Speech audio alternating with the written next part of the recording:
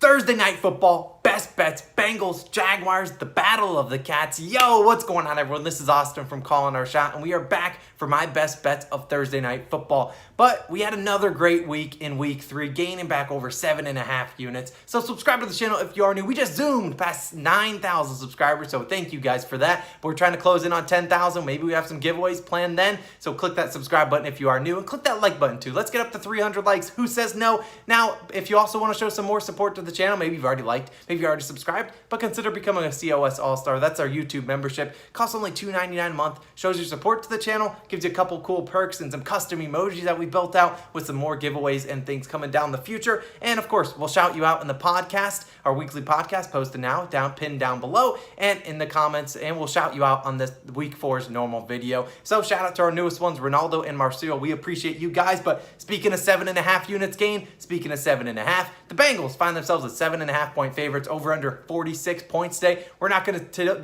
dilly dally. We're gonna hop right into my favorite player prop and then my spread pick for this game. Jamar Chase taking his longest reception, over 24.5 yards. It's a weird one, minus 115 on BetMGM. Now that means he has to get a catch over 25 yards. If you don't, this is available on a lot of different books, whether it's on BetMGM, Caesars, DraftDuel, DraftKings, FanDuel. All of them have it. But here's why I'm in on Jamar Chase. Now, for starters, he's covered this in all 3 games this season. Week 1, 50-yard reception. Week 2, 42. Week 3, 34-yard reception. He's been off to a great start for a rookie wide receiver. Joe Burrow looking for him deep, and he's been making plays. And what do the Jaguars give up? A lot of deep plays. If you look at it, weeks 1, 2, and 3, they allowed 2 receivers to hit this over 25, a 25 or longer catch. Talk about week 1, or last week, it was A.J. Green and Christian Kirk. Week 2, Cortland Sutton and Melvin Gordon. And week 1, it was Brandon Cooks and Pharaoh Brown. Now, Jamar Chase, he's next up. T. Higgins will likely be out this game. It will just be Jamar Chase, and they got to go deep, and they'll take a couple shots to Jamar Chase, and I think he can pull one down.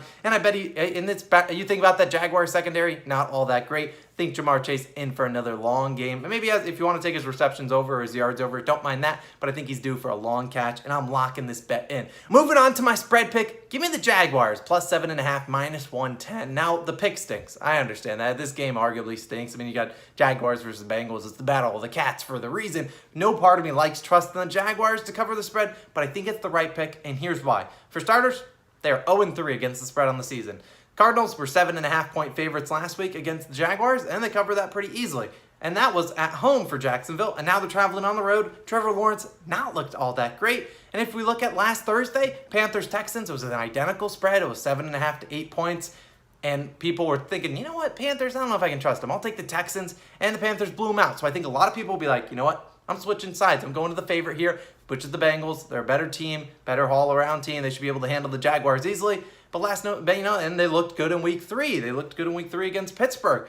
But that is why I think everyone's going to hammer Bengals minus 7.5. And when something looks too good to be true, that's normally what it is. Now, you look at it, it's hard to cover a 7.5 point spread in the NFL. All it takes the backdoor touchdown. They'll win by or lose by 7, and boom, we've cashed it. And that's why I'm taking plus 7.5. My last note for the Jaguars argument, in their last 14 games versus AFC North teams, which is what the Bengals are, they have not only covered, and the majority of them, they've covered in 10 of those 14 games, 10, 3, and 1 against the spread. Give me the Jags. I think keep this game close, whether it's high scoring or low scoring. You don't really know, but I think the Jags have a good chance, led by Trevor Lawrence. I don't think he's throwing 2 interceptions like he basically has been doing every single game this season. I think they got a good chance to cover this, give the ball to James Robinson, give it to Laviska Shenault, DJ Chark Jr., Marvin Jones. They have a decent cast of characters there, and they can do it. Just got to hold the Bengals in check. Unless they want to let Jamar Chase get open deep, I won't even be mad about that. Maybe we can cash both of these, but I appreciate you guys locking in Jaguars plus 7.5, Jamar Chase over 24.5 long reception.